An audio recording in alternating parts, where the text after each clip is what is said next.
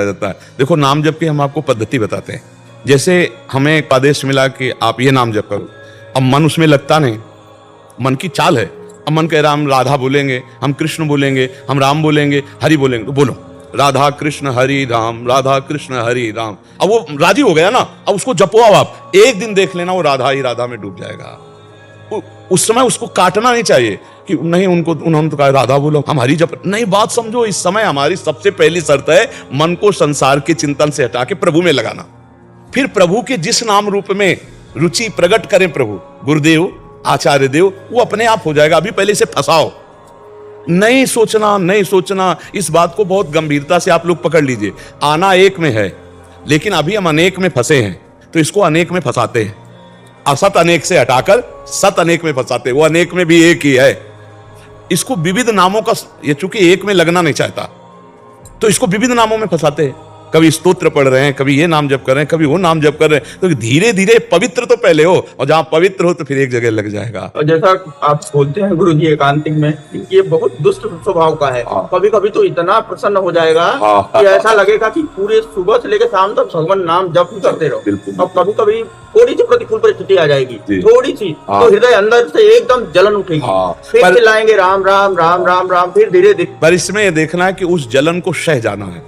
अगर सह गए, टूटे नहीं, तो आपकी भूमिका बढ़ने लगेगी हृदय की। और अगर टूट गए तो फिर आपको उसी क्लास में पढ़ना पड़ेगा। सहना बहुत बड़ी मतलब साधना है। सहत सहत बाढ़े भगति ग्रेतन गुरु हितगार। जो सहने लगा उसके अध्यात्म की भूमिका बढ़ने लगती है।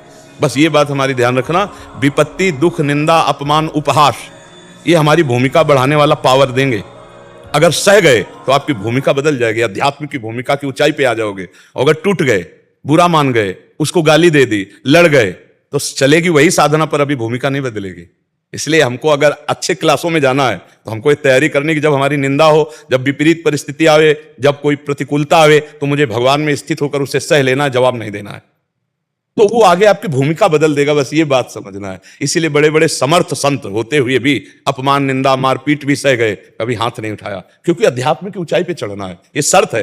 मुझे यही नहीं हो पा रहा है अभी। नाम जब करते रहो, जब लोभ बढ़ जाएगा ना, तब फिर बात बन जाएगी। जैसे कि ये सब लोग आपको गाली देंगे, अपमानित करेंगे, विपत्ति आएगी, तुमको परम पद प्राप्त करना है और चुपचाप सर झुका के निकल जाना है, किसी से लड़ना नहीं, किसी झगड़ना। तो जब परम पद का लोभ हो जाएगा, भगवान के दर्शन का, भगवत प्राप्ति का, तो आप सह जाएंगे। अगर मैं बोला तो फिर मेरी स्थिति नहीं बदलेगी, मुझे स्थिति बदलना है, मुझे काम, क्रोध, लोभ, मद, मोह से ऊपर उठना है, तो मुझे सहना पड़ेगा। इसलिए सहना है, राधा राधा राधा राधा, फिर सह जाएंगे। अभी लोभ नहीं जगा है, भगवत प्राप्ति का लोभ नहीं जगा, अभी दिव्य आनंद की प्राप्ति का लोभ नहीं जगा, इसलिए हम ये बुरा मानते सह नहीं पाते हैं। हाँ, तो इसलिए हमें सहना पड़े। बस परमार्थ में तो यही, जहां आया हम देख लेंगे, तो तुम जो देखने निकले थे वो तो नहीं देख पाओगे और गिर जाओगे मार्ग से।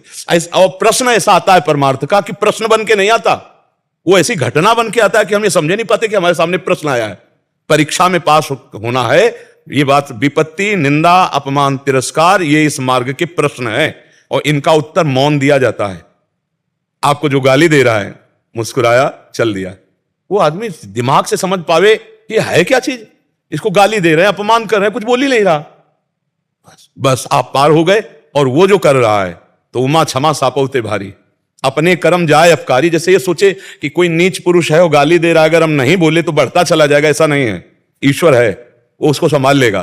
तुम आगे बढ़ो, तुम्हारे को संभालने की जरूरत नहीं, तुम तो चलो ईश्वर की तरफ, ईश्वर उसे संभाल लेगा। उमा क्षमा सापहुते भारी, अपने कर्म जाए अपकारी। अपकार करने वाला अपने कर्म से ही नष्ट हो जाएगा, तुम्हें कुछ कहने की जरूरत नहीं, वो आगे नहीं बढ़ पाएगा। तुम आगे बढ़ो, तुम मत लड़ो, नहीं तो हमें उसके विषय में मंगल ही मनाना है। मंगल ही मनाना है। क्यों? क्योंकि भगवान उसके भी हृदय में बैठे हैं। और जब आप करत जे अनसहन निंदक, तीनों पे अनुग्रह कियो। जो अनसहन आपसे ईर्ष्या करते, जो आपकी निंदा करते, आप उनका जब भला मनाओगे तो आपकी भूमिका बदल जाएगी अध्यात्म की, और उसकी भूमिका बदल जाएगी अलग। और ये बुद्धि पवित्र होने से ही होगी। पवित्र बुद्धि होगी। अच्छा, अब जैसे आपने सुन रखा, तो आपके दिमाग रूपी पॉकेट में ये बात तो आ गई है ना, तो कहीं ना कहीं स्फुरित होगी। जब आपको कोई गाली देगा तो आएगा, बाबा कह रहे थे सहना है, बहुत कठिन है सहना, पर सहना है।